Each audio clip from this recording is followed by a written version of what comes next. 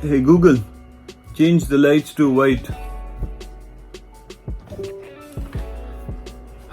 It's early morning here, so I'm going out now to the kitchen to make myself some nice smoothie. Some breakfast smoothies, always good for health. So,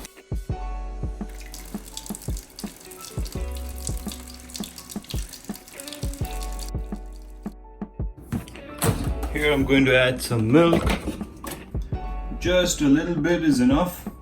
I'm gonna add about say half a cup of milk here. And I obviously don't have my frozen bananas and strawberries. So what we're gonna do is now improvise. I'm gonna add some yogurt here because yogurt gives it a nice creamy texture and taste. Yesterday I was making vegetable korma, so this is the leftover of the spinach that I did not use, which I'm going to use now for my smoothie. Let me just get a spoon here and drop it all in there. Boom! This is whey protein, banana flavor, one of my favorites. Let me put 1.5 spoon of some protein powder in it. First of all, it has a lot of protein, and secondly, it gives nice and delicious taste to it. I bought this protein jar for my after gym milkshake. Every time I come back from gym, I used to have this. Now, because of the lockdown and everything, this is of little use, but I still use it for my morning shakes. Put 1 spoon of sugar, and it's good to go.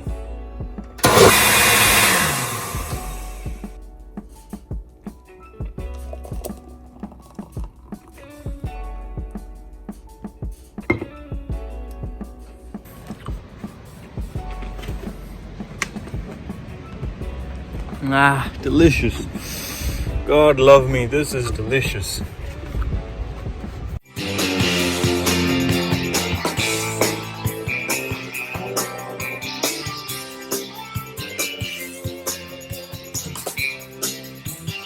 Hey guys, welcome back to another video. Today we're going to talk about the coronavirus effects on students in Canada. You're watching Talks with Jinesh. Let's get started. Coronavirus is a dangerous virus, no doubt about it.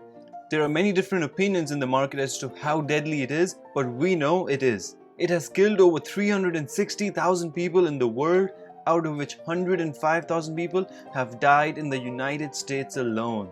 World Health Organization (WHO) has declared it a pandemic, and ever since it has put fear in the hearts of millions of people around the world. In Canada also, there are over 90,000 confirmed cases of COVID-19, and the good news is though that the graph is slowly going down. What worries me the most is the graph of India. India has over 180,000 confirmed cases of COVID-19, and the graph is only going upward. Maximum of my family, friends and relatives are in India, which is why I am in a constant state of worry. If you're watching this, understand I care about you. Stay home, stay safe, avoid unnecessary travels and take full precautions. Students in Canada have been affected as well. An example is sitting right in front of you. Yes, that's me. I was supposed to start my work term as a software developer here in St. John's in a company. I don't want to mention its name just to be safe and for confidentiality reasons, if I can pronounce that, but you get the point. But due to this damn pandemic, my work term is postponed to the fall semester, and with no guarantees of course. And just like me, there are thousands of individuals in Canada who have lost their work terms, co-ops as well. Now keep in mind, to get a work term here you have to fight tooth and nail. Literally, that is it. There are lots of people out there with higher GPAs, with better projects to display, and who nail the interview every single time.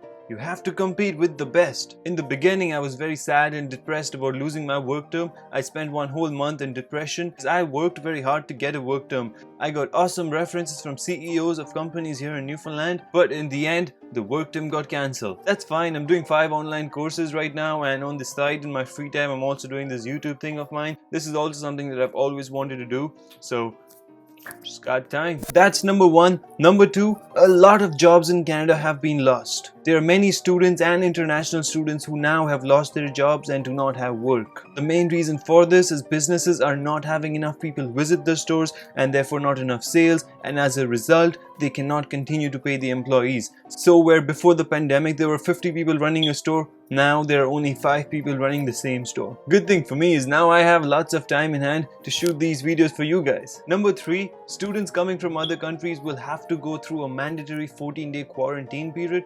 अगर आप दूसरे देश से आ रहे हैं तो आपको यहाँ पे 14 दिन तक क्वारंटीन रहना पड़ेगा. The authorities will ask you whether you have a permanent address here or not. आपको address proof भी दिखाना पड़ेगा. If you are a returning student and you have your previous room here already, you can just show the authorities your ID where the proof of address is there and you're fine, you're good to go. However, if you are a new student and you do not have a permanent address, then you will be required to show an isolation plan that breaks down how you are going to isolate for the 14-day quarantine period. अगर आपके पास isolation plan भी नहीं है तो you will be required to stay in a government designated hotel for the isolation period, and if you cannot afford to pay the government stay, then you may be denied entry into Canada and you may be required to go back to your home country. Yeah, by the way guys, if you're enjoying this video so far, make sure you smash that like button, smash the subscribe button and push the bell icon for notifications on future videos.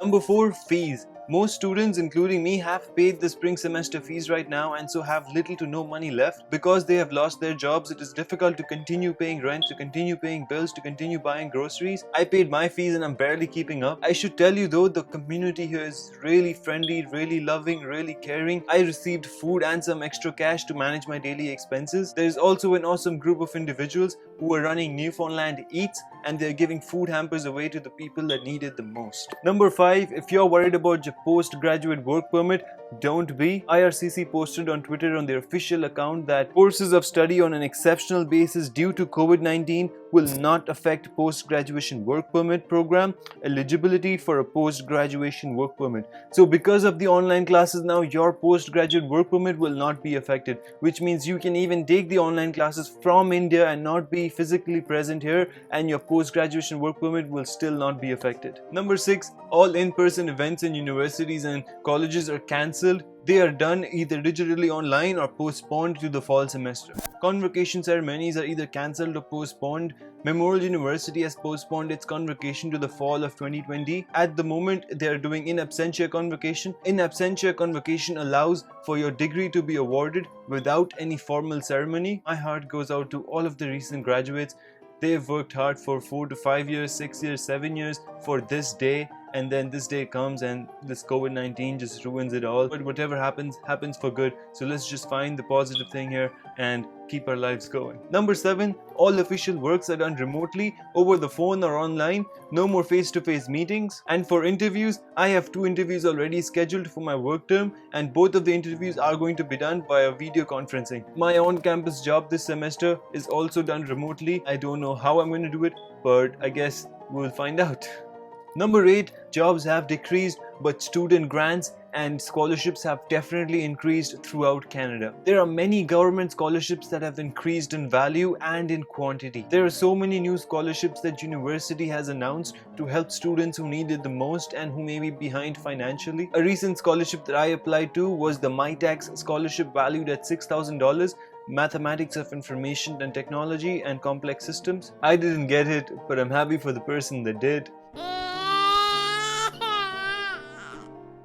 Number 9, people are buying food in bulk quantities. My dad was so worried about me and my brother, he made us buy $450 worth of food at one go. We bought canned items, produce, rice and stored most of it in the freezer, pretending as if an apocalypse is coming. I spent $800 in 1 month buying groceries, because if you think of it, it's fair. Grocery stores are the number 1 spot where you can catch COVID-19. There's so many people going in and out, and who knows who might have the virus, who might not. So it's better to be safe than sorry. Let me tell you what the government and the university have done for the people and the students. Most of you already know, but for those of you who do not, the government of Canada is giving $2,000 per month up to 4 months for all the people that are eligible. And this is under the CERB, Canada Emergency Response Benefit, and $1,250 per month for up to 4 months under the CESB. CESB stands for Canada Emergency Student Benefit. They are not for international students and only for the citizens of Canada or who have PR. which kind of sucks, but it is what it is. CERB eligibility is simple. You must have earned $5,000 in the previous year, and you cannot have earned more than $1,000 in the month that you are applying for. I feel sorry for the new international students that have just arrived here last semester, because obviously they cannot apply for the CERB because they would not have earned $5,000 in the previous year, and they cannot apply for the CESB because that's only for Canadians and PR residents.